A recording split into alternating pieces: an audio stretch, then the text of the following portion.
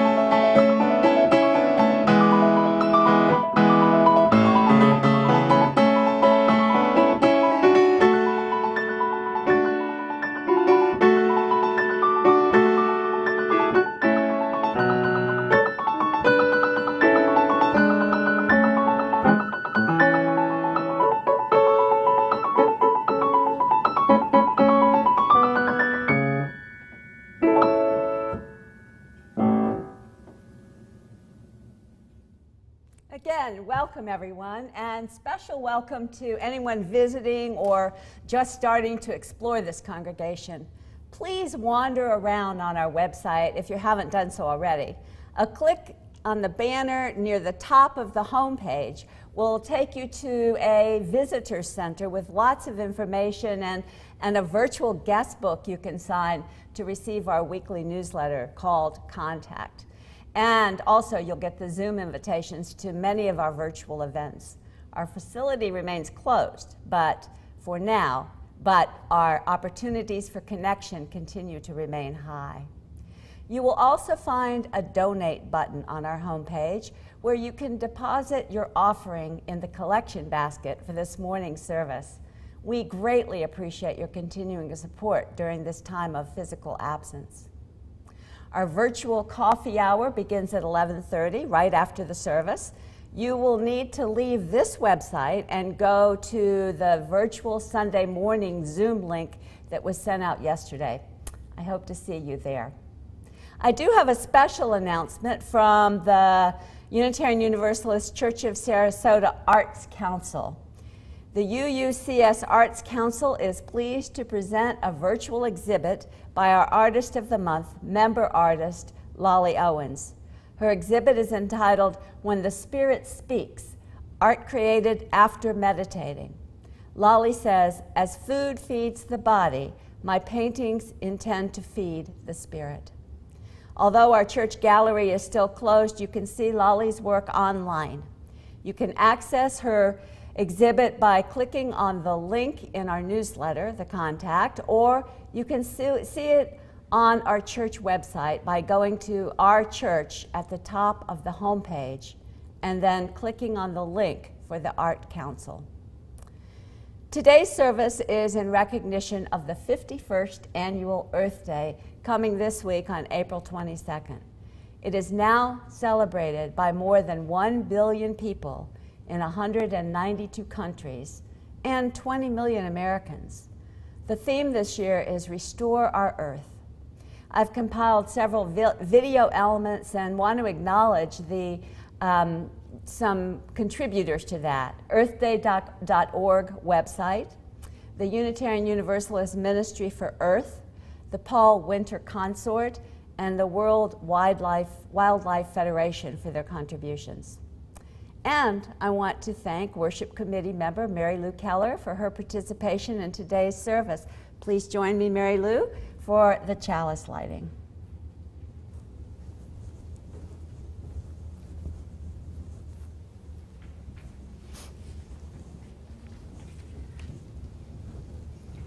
We humbly acknowledge that we have treated forests, rivers, and air as if they were our personal checkbook.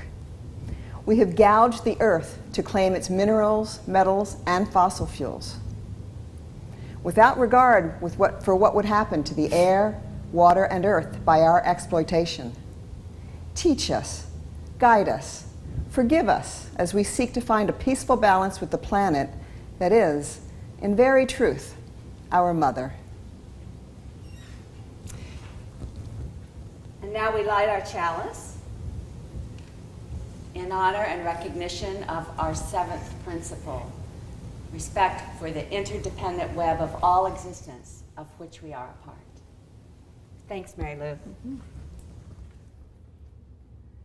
Our opening hymn is part of Missa Gaia, the Earth Mass, written by Paul Winter and his consort in 1982 when they were artists in residence at the Cathedral of St. John the Divine in New York City, where this recording was made. The wonderful nature scenes and lyrics were added by one of our tech wizards, Doug Caldwell. We have an adaptation of this hymn in our hymnal. It's number 163 for the Earth Forever Turning, but this is the original version from the Mass, which is referred to as, quote, an environmental liturgy of contemporary music. Please enjoy.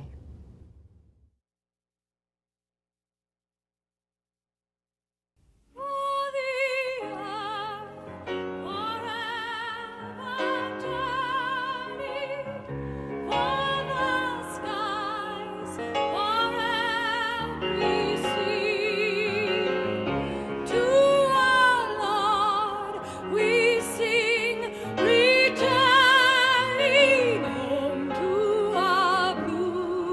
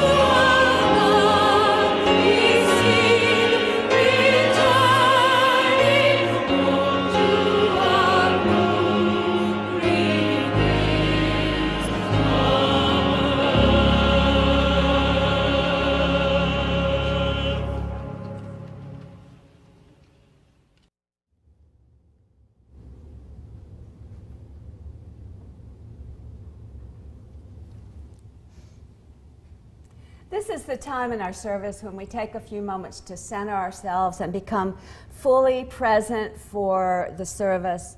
And following our reading, we will have a few moments of silence, and then please join us in singing together, Spirit of Life. Our words for centering this morning are The Dreamer, the Tree, and Me from Dream of the Universe by Kathy Sherman of the Sisters of St. Joseph in LaGrange, Illinois. I walked one summer morning under a watercolored sky when I beheld a full and lovely tree. I ate from her bough the date she offered me. And to my surprise, she spoke to me. Would you like to hear the story of how I came to be? I was a seed full of promise, but I would take some 80 years to grow.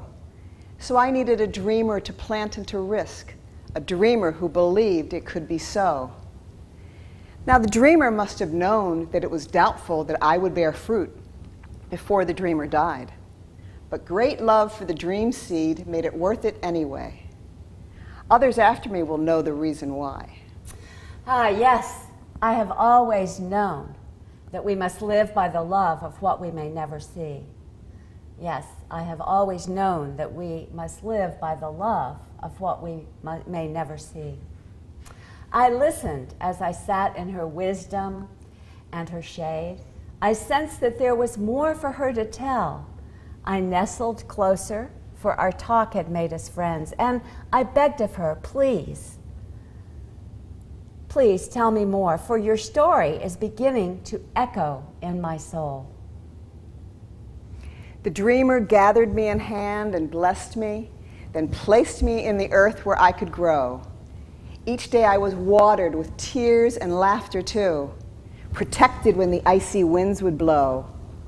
Now the seasons came and went, while I grew stronger, and before too long, my dates would be ready. But the dreamer who had planted died before my dates were ripe. So the feast I gave, the dreamer did not see. Yes, I have always known that we must live by the love of what we may never see. The tears I now was crying fell gently at her feet.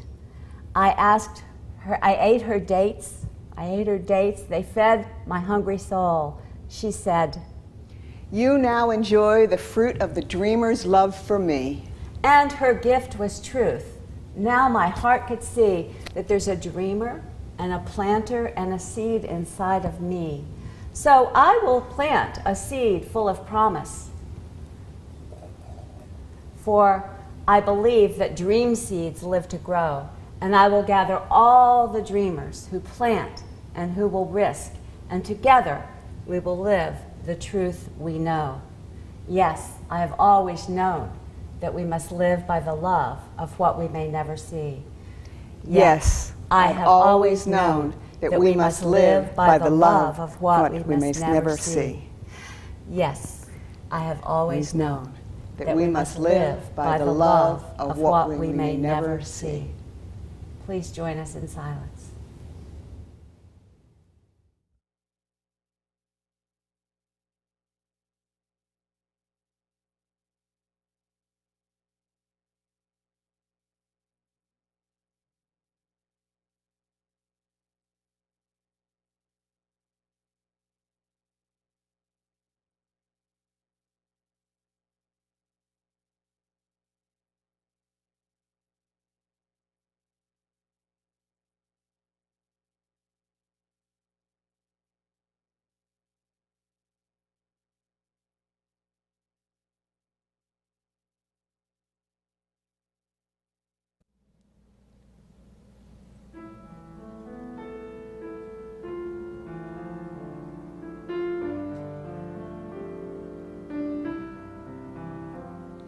Spirit of life, come unto me. Sing in my heart all the stirrings of compassion. Blow in the wind.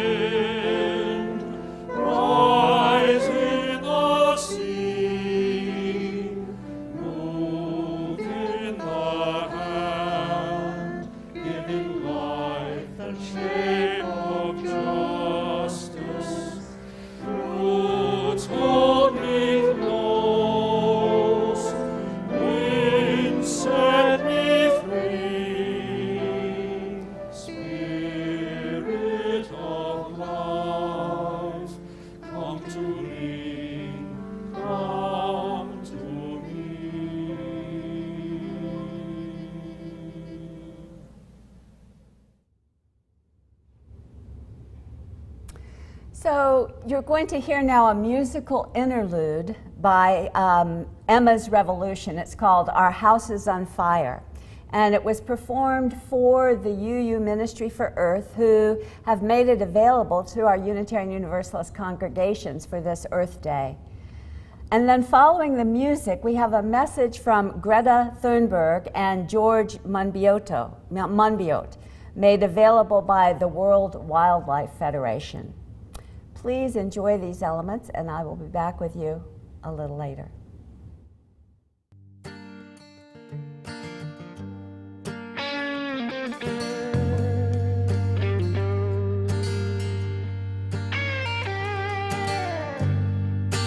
Put out the fire, put out the fire, put out the fire, our house is on fire. Put out the fire, put out the fire, put out the fire, our house is on fire. We love you, we hear you, we commit to change our ways, not later, but sooner, right now, for your future. Youth can't wait, put out the fire. Women can't wait, put out the fire. Blind can't wait, put out the fire. Our house is on fire. For our children, put out the fire. And their children, put out the fire. And their children, put out the fire. Our house is on fire. For songbirds, for clean air, for the oceans and the waves. Not later, but sooner, right now, for our future. Melting glaciers, put out the fire. Rising seas, put out the fire. Bleaching coral, put out the fire. Our house is on fire. Shrinking shoreline, put out the fire. Sinking island, put out the fire. Growing dry land, put out the fire. Our house is on fire.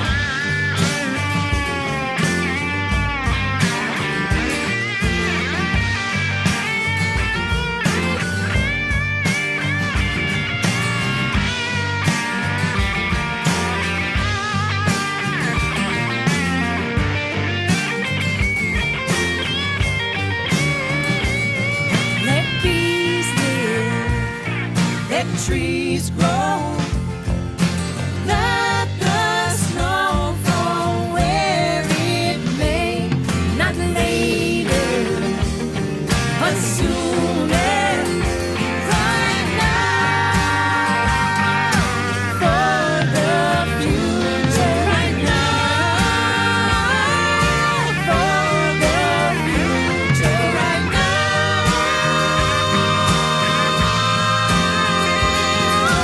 we are here to put out the fire. This is how we put out the fire. Time is now, we put out the fire. Our house is on fire. This is not a drill. My name is Greta Thunberg. We are living in the beginning of a mass extinction. Our climate is breaking down. Children like me are giving up their education to protest. But we can still fix this. You can still fix this. To survive, we need to stop burning fossil fuels. But this alone will not be enough. Lots of solutions are talked about. But what about a solution that is right in front of us? I'll let my friend George explain. There is a magic machine that sucks carbon out of the air, costs very little, and builds itself. It's called a tree. A tree is an example of a natural climate solution. Mangroves, peat bogs, jungles, marshes, seabeds, kelp forests, swamps, coral reefs, they take carbon out of the air and lock it away. Nature is a tool we can use to repair our broken climate. These natural climate solutions could make a massive difference, Pretty cool, right? but only if we also leave fossil fuels in the ground. Here's the crazy part. Right now, we are ignoring them. We spend 1,000 times more on global fossil fuel subsidies than on natural-based solutions. Natural climate solutions get just 2% of all the money used on tackling climate breakdown. This is your money. It is your taxes and your savings. Even more crazy, right now where we need nature the most, we're destroying it faster than ever. Up to 200 species are going extinct every single day. Much of the Arctic ice is gone. Most of our wild animals have gone. Much of our soil has gone. So what should we do? What should you do? It's simple.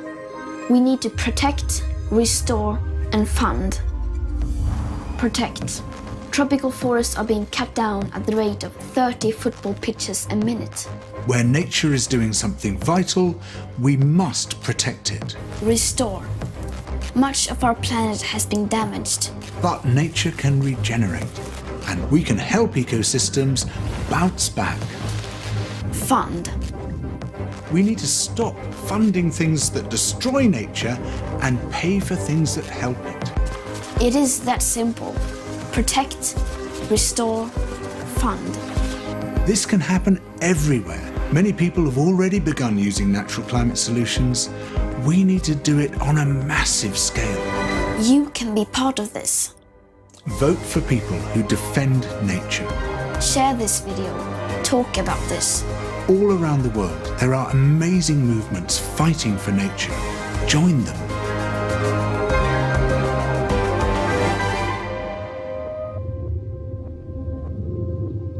Everything counts. What you do counts.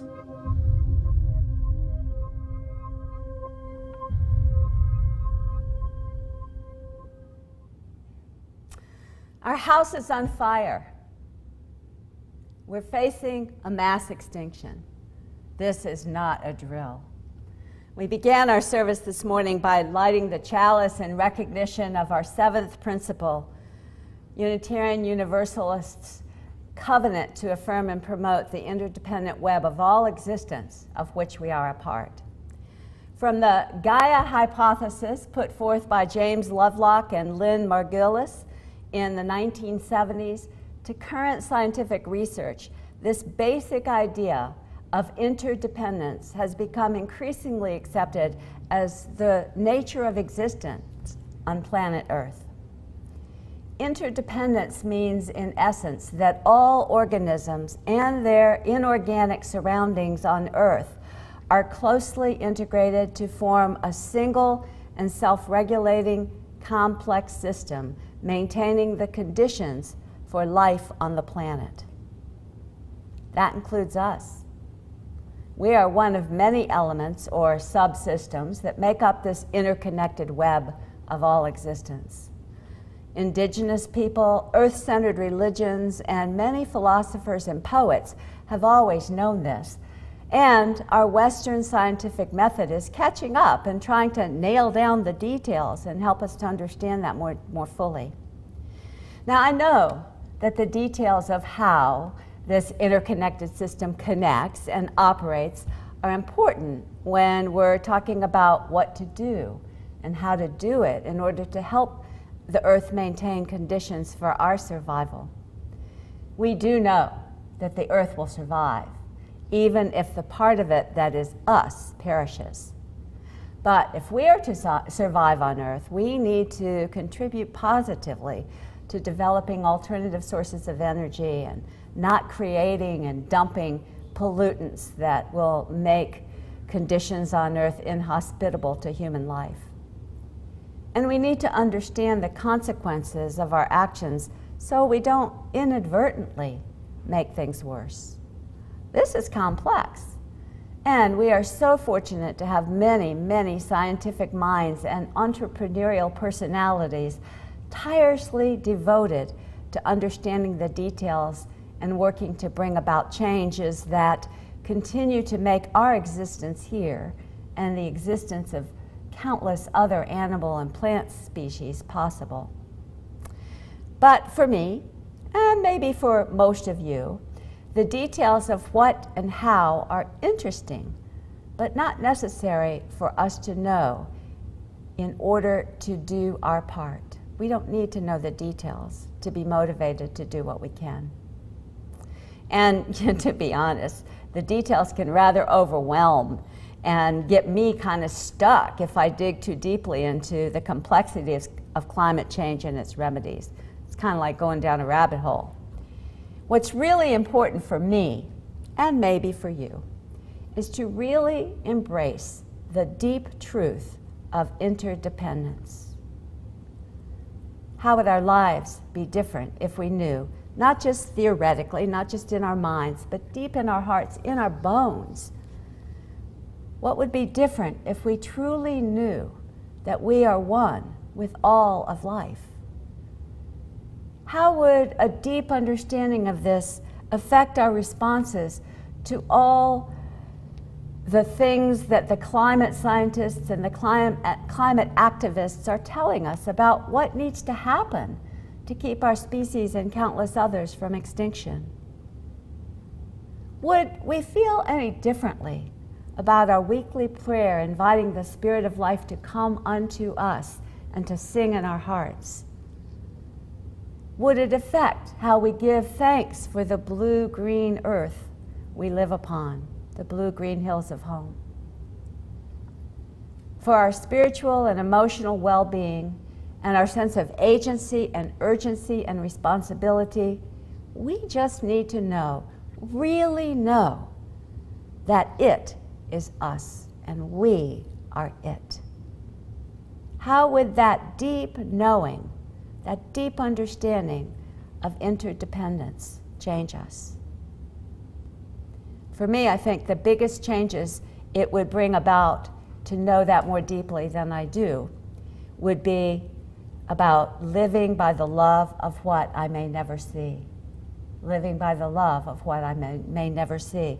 Doing that more than living by the love of what's before me now and what I love and what I enjoy today. And that really is a tall order when you think about it, living by the love of what we may never see.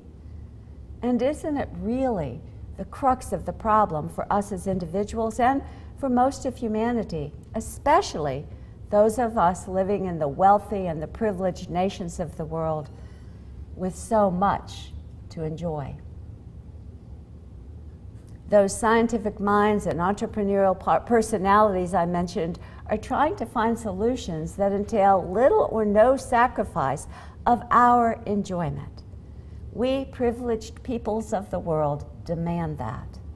We want environmental protections and climate justice, but only if it doesn't cost much more or reduce our choices. We insist on living by what we love in our current lives. And we love good things, no doubt about it. Family and friends, travel, sports, good food, entertainment, so much more, so much more. But are we willing to sacrifice some of our convenience and spend more of our money to keep enjoying them? Can we learn to have them more sustainably for the sake of the future, a future we will not see? It is an important question because the current lifestyles and economic systems of first world nations, and to a lesser extent second world nations as well, are simply unsustainable. And this is especially true of our American lifestyles. Now, of course, there are still those who don't believe in climate change at all, and those who recognize it but don't believe human activity is a major factor. And there are some religious groups that believe it's God's will and perhaps a sign of Jesus' return, a sign of the end times, as predicted in the Bible. I don't know that we can do anything about that. But I do think we can do something about those of us who don't want to be inconvenienced. I hate to confess it, but I'm one of those people. We exist on a continuum, of course. I like to think I'm past the middle, more toward the side that's willing to be inconvenienced for the greater good end of that spectrum. I recycle. I drive a hybrid car, use LED lights mostly, and try to make sure my 401k is socially responsible and is in socially responsible investments, mostly. But I have a long way to go. Long way to go toward living more for a future I won't live to see than for my current wants and perceived needs. This month's Soul Matters theme is becoming, and preparing today's service has gotten me thinking about my own becoming more aware and more knowledgeable and more willing to take more responsibility for living by the love of what I may never see. And I would like to encourage you to become more aware and willing too. Not because I'm particularly accomplished at it, I'm not, but because I believe it's crucial to try. I chose to share the song by Emma's Revolution and the video of Greta Thunberg and George Monbiot. I don't know if I'm saying that right, but anyway. He's a British environmental and political activist and writer and journalist for The Guardian. I chose those two because they helped me, they motivated me. They broke down much of what's possible in easily understood basics. Emma's Revolution reminded us that our house is on fire and we need to put out the fire now. We can't wait if we really want a future for generations to come. My sense of urgency to care and to act was heightened by their music. And Greta and George reminded us that we are facing mass extinction. This is not a drill, Greta said. But they also pointed a way out. Their formula: protect, restore, and fund. While certainly challenging, it seems doable, and it inspires me to step up my game, to move myself a little further along on that continuing I mentioned toward greater willingness to be inconvenienced in order to have a positive impact. Protect. We must stop cutting down forests and protect other natural resources and stop using fossil fuels.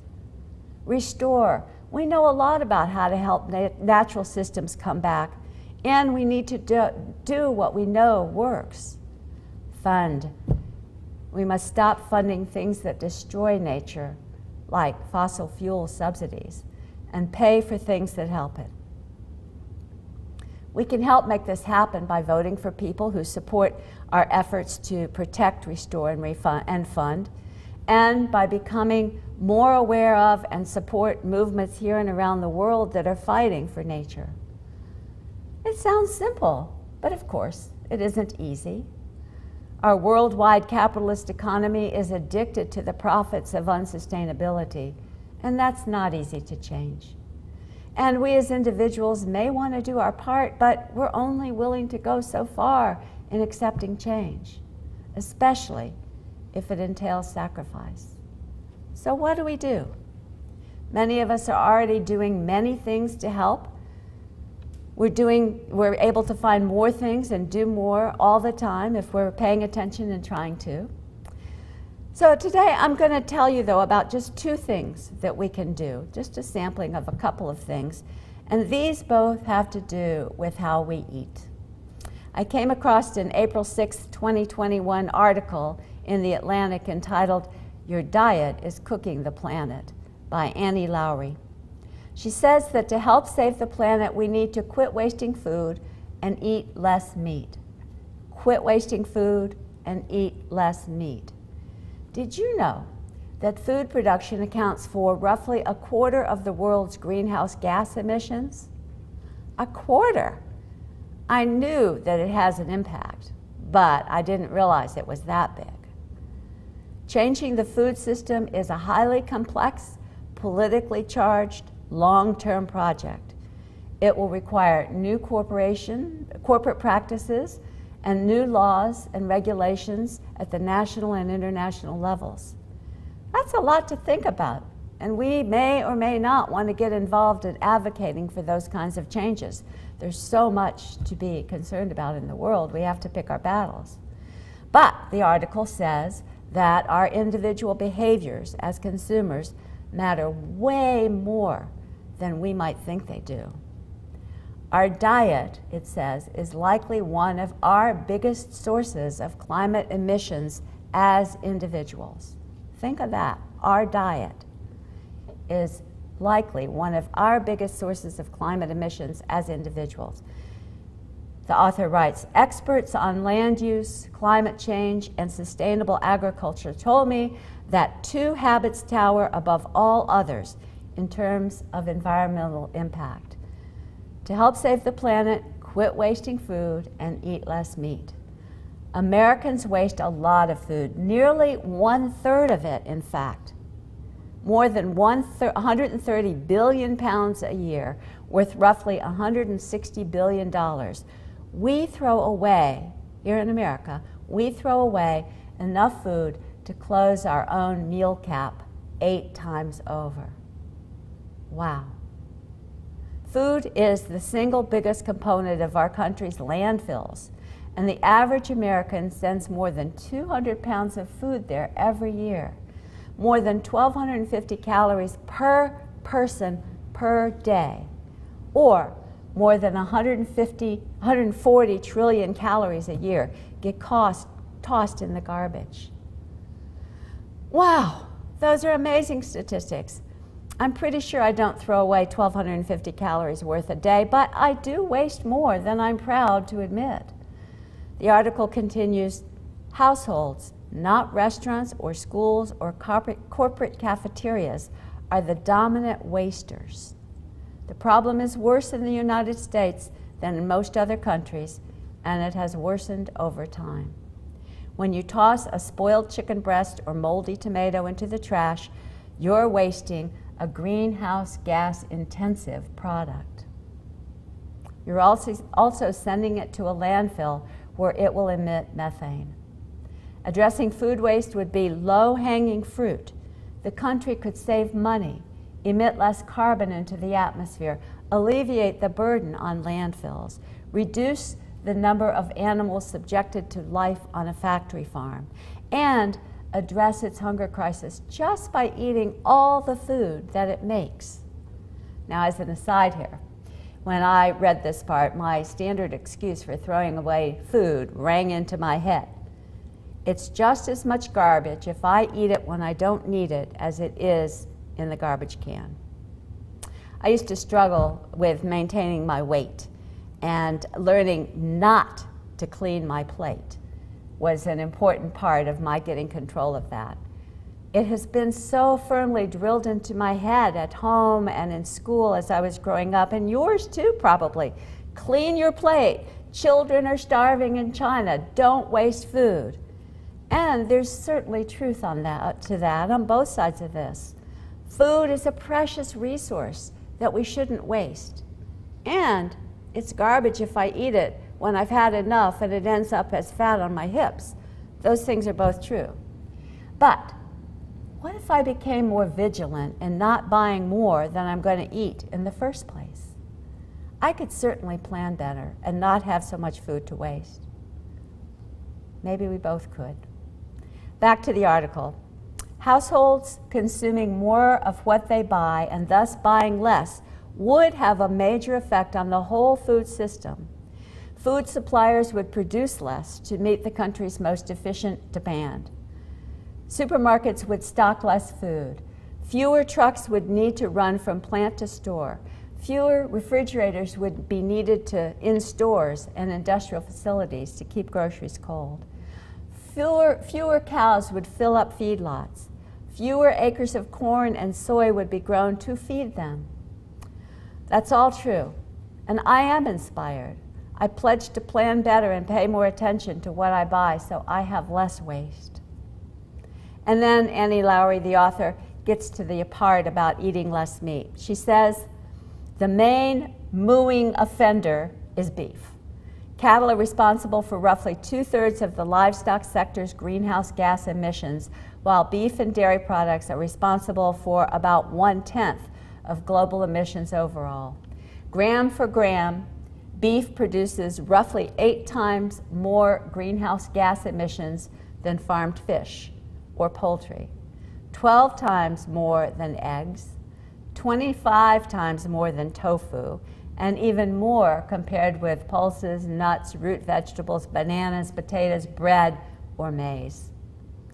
Beef is so bad because it takes a lot of inputs to produce beef.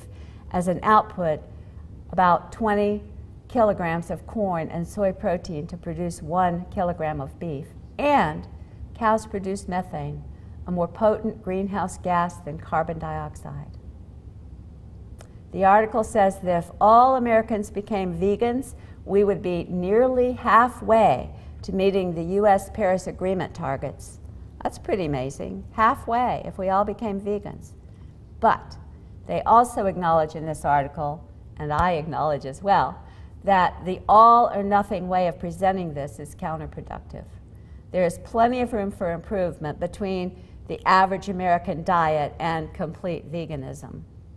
Better, the article says, that all Americans cut meat consumption by 40% than that 3% of Americans cut it out completely.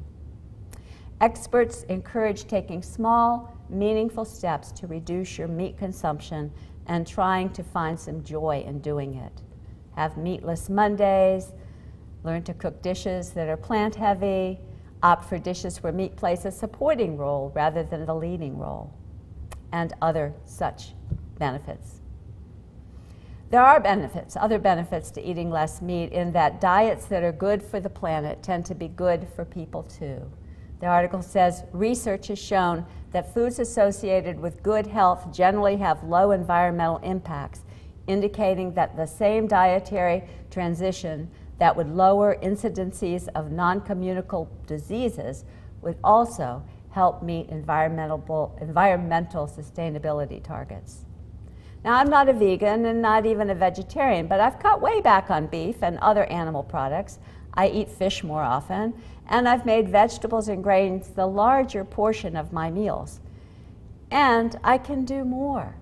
I'm actually inspired to do more.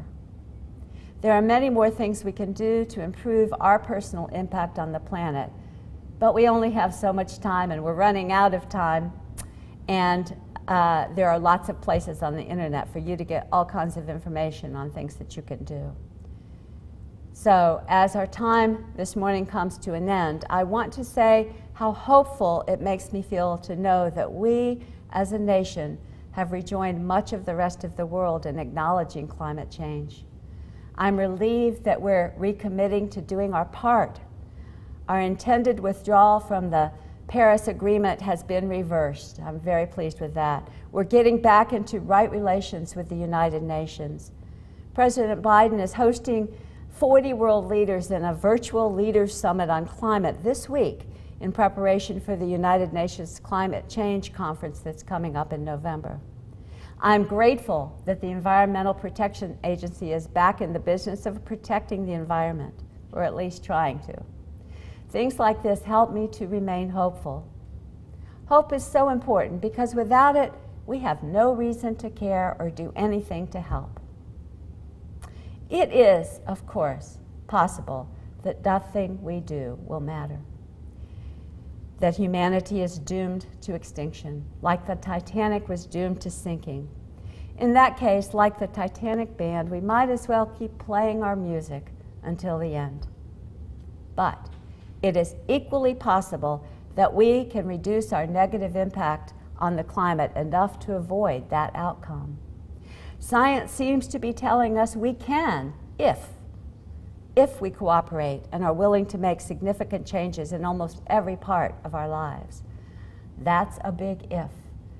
But for me, with the relatively short time I have remaining here, I will opt for the hopeful choice. I hope you will join me. But if you're not so sure, I understand. As they say, it's complicated. But we are going, and we need to go together. Please join us in singing Wo Ya Ya, We Are Going, presented by the Spring for Change virtual choir assembled by Unitarian Universalist Ministry for Earth for our use this morning.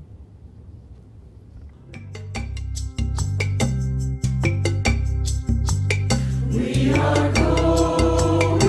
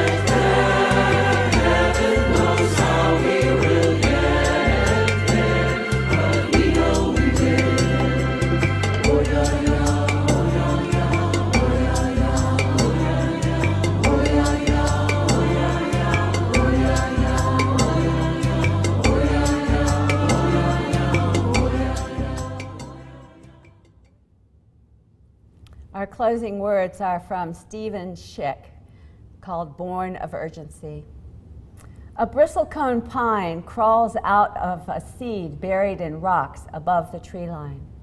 It sets its roots in stardust, born from an urgency that traveled through dark space at light speed until I gazed upon it, and hope and desire rooted me in the unfinished work of the universe.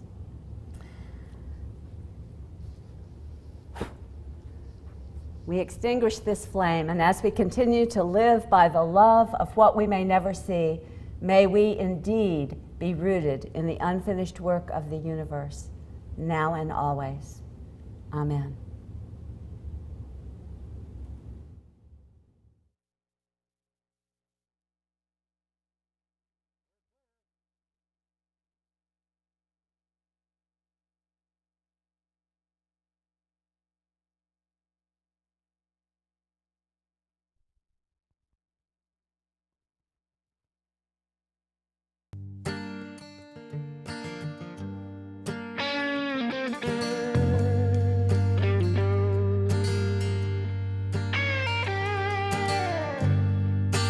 Put out the fire, put out the fire, put out the fire. Our house is on fire. Put out the fire, put out the fire, put out the fire. Our house is on fire. We love you, we hear you, we commit to change our ways, not later, but sooner, right now, for your future. Youth can't wait, put out the fire. Women can't wait, put out the fire. Blind can't wait, put out the fire. Our house is on fire. For our children, put out the fire. And their children, put out the fire. And their children, put out the fire. Our house is on fire. For songbirds, for clean air, for the oceans and the blaze. Not later, but sooner, right now, for our future. Melting glaciers, put out the fire. Rising seas, put out the fire. Bleaching coral, put out the fire.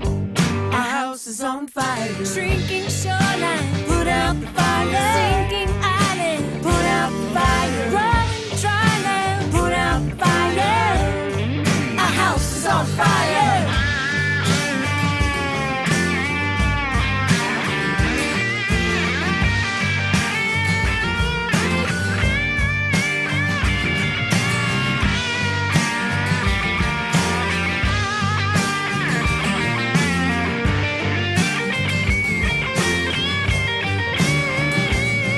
Let bees live, let trees grow.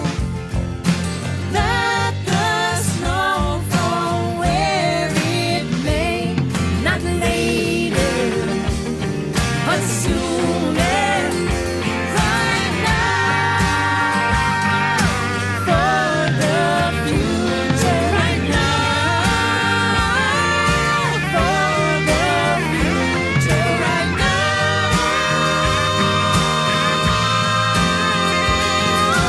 we are here to put out the fire. This is how we put out the fire. Time is now, we put out the fire. Our house is on fire.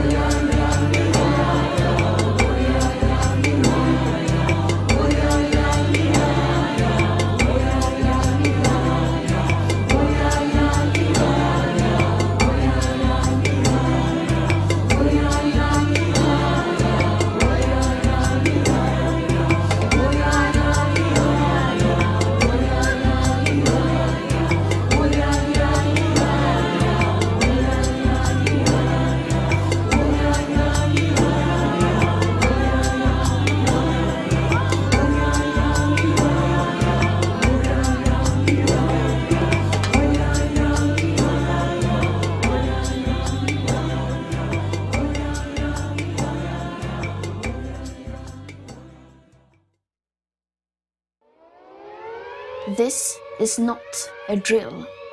My name is Greta Thunberg. We are living in the beginning of a mass extinction. Our climate is breaking down. Children like me are giving up their education to protest. But we can still fix this. You can still fix this. To survive, we need to stop burning fossil fuels. But this alone will not be enough. Lots of solutions are talked about. But what about a solution that is right in front of us? I'll let my friend George explain. There is a magic machine that sucks carbon out of the air, costs very little, and builds itself. It's called a tree. A tree is an example of a natural climate solution. Mangroves, peat bogs, jungles, marshes, seabeds, kelp forests, swamps, coral reefs, they take carbon out of the air and lock it away. Nature is a tool we can use to repair our broken climate. These natural climate solutions could make a massive difference. Pretty cool, right? But only if we also leave fossil fuels in the ground. Here's the crazy part. Right now, we are ignoring them. We spend 1,000 times more on global fossil fuel subsidies than on natural-based solutions. Natural climate solutions get just 2% of all the money used on tackling climate breakdown. This is your money. It is your taxes and your savings. Even more crazy, right now when we need nature the most, we're destroying it faster than ever. Up to 200 species are going extinct every single day. Much of the Arctic ice is gone. Most of our wild animals have gone. Much of our soil has gone. So what should we do? What should you do? It's simple. We need to protect, restore, and fund. Protect. Tropical forests are being cut down at the rate of 30 football pitches a minute. Where nature is doing something vital, we must protect it. Restore. Much of our planet has been damaged. But nature can regenerate, and we can help ecosystems bounce back. Fund. We need to stop funding things that destroy nature and pay for things that help it. It is that simple. Protect, restore, fund. This can happen everywhere. Many people have already begun using natural climate solutions. We need to do it on a massive scale. You can be part of this. Vote for people who defend nature. Share this video. Talk about this. All around the world, there are amazing movements fighting for nature. Join them.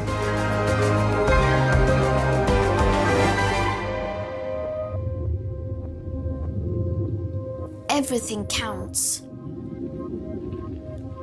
What you do counts.